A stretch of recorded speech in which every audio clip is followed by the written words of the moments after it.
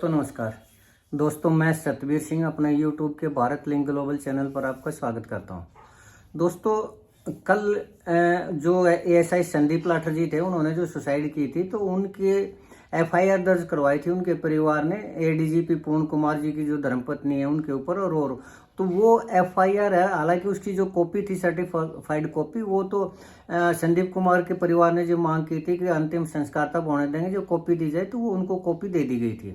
और बहुत जल्दी सरकार ने यानी पुलिस ने उसके ऊपर एफआईआर दर्ज भी कर ली थी, फटाफट वो दे भी दी थी उनको एफआईआर की कॉपी। तो वो एफआईआर दोस्तों कल सरकार ने यानी पुलिस ने सार्वजनिक की है ताकि उसको कोई भी देख सके। तो उस एफआईआर के अंदर दोस्तों 5 आदमियों के नाम हैं, 5 आदमियों के खिलाफ एफआईआर दर्ज की गई है। वो उनमें एक तो जो आईजी ऑफिस के एएसआई हैं सुनील कुमार है, उनके खिलाफ की गई है। और एक सुशील कुमार है जो गनमैन थे आईजी के, उनके खिलाफ की गई है। लेकिन चलिए हम इन दो नामों का तो डिस्कशन नहीं करेंगे। लेकिन जो इम्पोर्टेंट इसके अंदर है वो एक तो एडीजीपी वाई पूर्ण कुमार जी की धर्मपत्नी आईएएस अमनीत कौर जी है, उनका नाम है प्रमुख रूप से। और एक एमएलए है अमन रतन जी, उनका नाम, और एक कोई और है आदमी, कोई थर्ड पर्सन। तो उनके खिलाफ वो एफआईआर दर्ज की गई है दोस्तों। और इसके ऊपर सरकार ने कार्रवाई भी शुरू कर दी है। और ये जो एफआईआर है ना, ये भारतीय न्यायिक संहिता है, जो पहले आईपीसी हुआ था, अब बीएनएस है, उसकी धारा 108 और धारा 3 की 5 के तहत ये किया गया है, एफआईआर दर्ज की गई है। धारा 108 होती है दोस्तों आत्महत्या के लिए उकसाना, और धारा 3 की जो 5 है उसमें ये है कि वो भी उसी के लिए है, लेकिन इसमें यह है कि अगर कई आदमी मिलके उसको वो करते हैं तो उन सभी को उसके अंदर शामिल करना। और इसके अंदर जो सजा है धारा 3 की 5 के अंदर, वो 10 साल तक की सजा है। और इसके अंदर जो आदमी है, अगर वो डायरेक्ट जिसका दोष नहीं है, इनडायरेक्ट भी दोष है, तो उसके ऊपर भी वही सजा लागू होगी। कोर्ट उसको उतनी सजा देगी जितना कि कोई प्रत्यक्ष रूप से शामिल है। यानी मान लीजिए आईजी पूर्ण कुमार जी थे, वो प्रत्यक्ष रूप से शामिल होते, या फिर अमनीत पी कुमार जी हैं, वो प्रत्यक्ष रूप से शामिल हैं, तो उसके अलावा जो है तो उनके ऊपर भी वही धारा लागू होती है और वही सजा उनको भी मिलेगी, यानी 10 साल की सजा। और एक जो उनकी धर्मपत्नी है या उसकी संतोष जी, उन्होंने भी जो संदीप लाठर जी की धर्मपत्नी, उन्होंने भी मांग की थी कि मेरे पति की इच्छा थी, और उन्होंने डाइंग डिक्लेरेशन में वीडियो में कहा भी था कि इनकी जांच करवाई जाए, अमनीत कुमार की जांच करवाई जाए, उनकी लड़की की जांच करवाई जाए, और इनकी करप्ट आदमी है, इन्होंने जो संपत्ति है वो उसका सारा वो किया जाए। तो ये है मामला दोस्तों। और सरकार ने देखा जाए तो इसके ऊपर कार्रवाई शुरू भी कर दी है। लेकिन इसमें दोस्तों सीधे तौर पर तो ये दिखाई देता है कि भाई संदीप लाठर जी की धर्मपत्नी ने यानी उनके परिवार ने ये एफआईआर दर्ज करवाई थी और अब इसकी जांच होगी। लेकिन मामला दोस्तों ये है ही नहीं। मेरे हिसाब से ये संदीप लाठर जी की जो एफआईआर है उसका मामला ये नहीं है कि वो उसके परिवार को न्याय दिलवाए, संदीप लाठर के परिवार को न्याय दिलवाए या जांच करवाए, ये नहीं है। ये मामला है दोस्तों, सरकार ने ये खुशी ये जो एफआईआर है वो दर्ज की। क्यों? क्योंकि संदीप लाठर ने जो सुसाइड किया वो सरकार के लिए एक तरह से तुरुप का इक्का था, और वो उसके तहत अब जो अमनीत कुमार है उसको आसानी से वो मात दे सकती है, अपने अनुसार चला सकती है। क्यों? क्योंकि मैं बताता हूँ आपको, आईएएस अमनीत कुमार जी दोस्तों वो किसी साधारण परिवार से नहीं है। पहली बात तो ये है कि वो आईएएस अधिकारी है, और कोई स्टेट गवर्नमेंट आईएएस अधिकारी के ऊपर इतनी आसानी से कार्रवाई कर नहीं सकती। तो दूसरी बात ये है कि वो अगर सारे प्रोसीजर को फॉलो करके करवाए भी तो वो दूसरी उसमें ट्रांसफ़र कर लेगी, अपने ट्रांसफ़र करवा लेगी उस स्टेट में जहाँ बीजेपी का राज ना हो, और वो कोर्ट के थ्रू इस मामले को चला सकती है और न्याय मांग सकते हैं, जो कि उनके पति ने आत्महत्या की थी वो। अब इसमें अमनीत कुमार के खिलाफ जो सरकार ज़्यादा से ज़्यादा क्या कर सकती है, उसके भ्रष्टाचार की उसकी जांच कर सकती है, उसकी जो संपत्ति उसकी जांच कर सकती है कि इतनी प्रॉपर्टी कहाँ से आई, कैसे, वो तो जांच हो सकती है।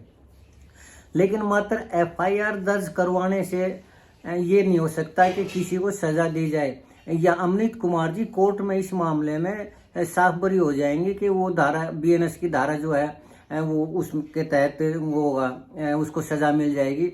तो कोर्ट में वकील अर्जिरा करेंगे, एक से एक धुरंधर वकील होते हैं, तो उस चीज़ को वो कर देंगे। तो अमनीत कुमार जी को मुझे नहीं लगता कि इस चीज़ में ज़्यादा संदीप लाठर जी की सुसाइड केस में वो सजा पाए। लेकिन अब जो धारा की गई ये सरकार ने की है, क्यों की है, मैं थोड़ा ही इसके बारे में बताना चाहूँगा। दोस्तों अमनीत कुमार जी ने जो एफआईआर दर्ज करवाई थी ना, वो 14-15 उनके खिलाफ करवाई थी, आईएएस और आईपीएस के खिलाफ। और उसमें मेन ये था कि वो प्रताड़ित, उसमें जो धारा SC ST की धारा थी एक तो, और प्रताड़ना करके और जाति सूचक शब्द बोल के ने उसको प्रताड़ित किया जा रहा था, इसलिए उन्होंने आत्महत्या कर ली। ये दोस्तों क्राइम है, वास्तव में क्राइम है। तो ये 14-15 जो IAS अधिकारी हैं और जो इतने बड़े सत्र के अधिकारी, IPS अधिकारी, इनको कोर्ट में सजा मिलेगी ही मिलेगी। किसी भी सूरत में इनको सजा से नहीं बचाया जा सकता। क्यों? क्योंकि वो धारा ही ऐसी है। और उन्होंने जो ADGP संदीप कुमार ने जो आरोप लगाया था, और उनकी पत्नी भी इस चीज़ में बार बार कह रही है कि मेरे सामने वो आके कहा करते, उनको प्रताड़ित किया जा रहा था, इतने टाइम से प्रताड़ित किया जा रहा था। तो वो साबित होता है, और साबित होते ही जितने भी IAS अधिकारी हैं या IPS अधिकारी 14-15 वो जेल में जाएंगे, उनकी जॉब भी खत्म होगी, और एक सरकार को भी एक बहुत बड़ा झटका है। तो इसमें दोस्तों एक तो मैंने सबसे पहले जब उन्होंने अमनीत कुमार जी ने वो किया था कि मैं डेड बॉडी को उठने नहीं दूंगी, अंतिम संस्कार नहीं करने दूंगी, तो उस टाइम मैंने एक वीडियो बनाई थी कि अगर अमनीत कुमार जी सरकार से टकरा रही है तो उसको चाहिए कि वो अपनी सुरक्षा का बंदोबस्त कर ले, कोर्ट से वो अपनी सुरक्षा के लिए एप्लीकेशन दे, और अपने गनमैन या जो भी, और वो खासकर मिलिट्री से या CRP से या इन लोगों से, मतलब या हरियाणा पुलिस और पंजाब पुलिस की बजाय वो सेंट्रल गवर्नमेंट की कोई भी एजेंसी है उससे अपनी सुरक्षा का बंदोबस्त करे। और ये वीडियो मैंने बनाई थी दोस्तों तब जब तक संदीप लाठर ने सुसाइड नहीं की थी। और सरकार इस चीज़ में सोच भी रही थी, क्योंकि इतने ज़्यादा संख्या में IAS IPS को बचाना सरकार के लिए भी ज़रूरी है, क्योंकि कोई भी IAS IPS होता है सरकार उसको ट्रेनिंग भी देती है, और ये उनके ऊपर पैसा भी खर्च होता है, और ये इतने एक्सपीरियंस होल्डर है, तो ये एक तरह से सरकार की प्रॉपर्टी होते हैं, एसेट्स होते हैं, और अपनी प्रॉपर्टी को बचाना सरकार के लिए ज़रूरी भी होता है। सरकार जो प्रयास कर रही है तो ये कोई गलत भी नहीं कर रही इनको बचाने के लिए, लेकिन पहले सरकार के पास कोई भी तुरुप का इक्का नहीं था, कोई भी उसके पास ऐसा साधन नहीं था कि इनको बचाया जाए। वो संदीप कुमार की सुसाइड से वो सारा का तुरुप का इक्का मिला, संदीप कुमार की सुसाइड। और मैंने इसीलिए बार बार कहा था कि ये जो है ये चाल खेली गई है उनको बचाने के लिए। और संदीप कुमार को जिन आदमियों को बेनिफिट हो सकता है, संदीप कुमार के माइंड ब्रेन वॉश करके ने और उसको आत्महत्या के लिए प्रेरित किया गया है, वो आत्महत्या करने का मुझे नहीं लगता था कोई रीजन बनता है।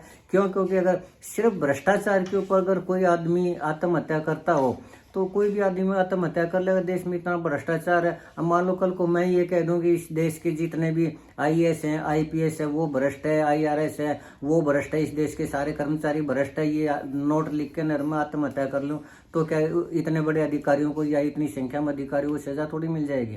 तो भ्रष्टाचार के ऊपर आत्महत्या करना, ये ADGP के ऊपर कोई एलिगेशन नहीं लगता कि मैं इसलिए आत्महत्या कर रहा हूँ कि वो करप्ट हैं या फिर मेरे ये अधिकारी ईमानदार हैं। तो ये मामला नहीं था, ये मामला था उन 14-15 अधिकारियों को बचाने के लिए कोई ना कोई चाल चलना, कोई ना कोई गेम खेलना। और ये गेम सरकार ने सक्सेसफुली तरीके से खेला है। और अब ऐसा तरीका है इसमें कि इसके साथ सौदेबाजी की जाएगी आराम से अमनीत कुमार के साथ कि ठीक है, अगर वो डिमांड करती है इन अधिकारियों को 15-16 जो IAS IPS अधिकारी अगर उनके खिलाफ केस चलाती है तो फिर बदले में केस चलेगा अमनीत कुमार के ऊपर भी।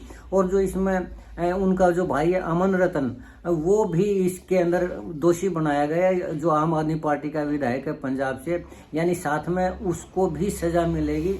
तो ये उनके सामने ये जब सारी परिस्थितियां रख के ना, और इसमें डेफिनेटली अमनीत कुमार को सोचना पड़ेगा, सोचने पे मजबूर होना पड़ेगा कि वो जिन अधिकारियों के खिलाफ वो नाम लिखा था, उनके हस्बैंड ने नाम लिखा था, उनको सजा दिलाना चाहती है या खुद जेल में जाना चाहती है, खुद अपने भाई को जेल में भेजना चाह रही है, खुद अपनी लड़की को जेल में भेजना चाह रही है, तो वो ऐसा कदापि नहीं चाहेगी। यही मास्टर स्ट्रोक है हरियाणा सरकार का। और हरियाणा सरकार ने ये संदीप लाठर की जो आत्महत्या के बाद जो FIR दर्ज की थी, ये मुझे ऐसा लगता है कि ये FIR करवाई भी सरकार द्वारा की गई थी, क्योंकि जितनी जल्दी से उनको FIR की कॉपी दी गई, जितनी जल्दी FIR दर्ज की गई, इसके पीछे सारा का सारा खेल था सरकार का। अब रही बात न्याय पाने की संदीप लाठर को, तो संदीप लाठर को न्याय मिले या नहीं मिले ये मेरे हिसाब से सरकार की सोच में है ही नहीं। सरकार की अगर कोई सोच है तो ये है कि अपने उन 14-15 अधिकारियों को जो इतने बड़े सत्र के अधिकारी हैं उनको बचाया जाए।